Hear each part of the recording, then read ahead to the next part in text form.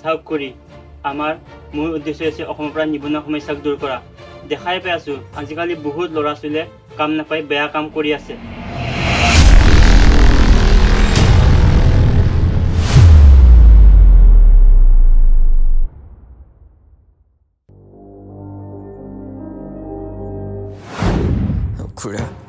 খুৰা মই আপোনাৰ পৰা সহায় বিচাৰি আহিছোঁ। মোৰ মাৰ অপাৰেশ্যনৰ কাৰণে 50,000 টকা লাগে। খুৰা প্লিজ আপুনি মোক দিয়ক, মই আপোনাক হাত জোৰ কৰিছোঁ। নহ'লে মোৰ মা মৰি থাকিব খুৰা। মই আপোনাক যেনেকেই নহওক পইচা এটকাকৈ উভতাই দিম। প্লিজ খুৰা আপুনি সহায় কৰক।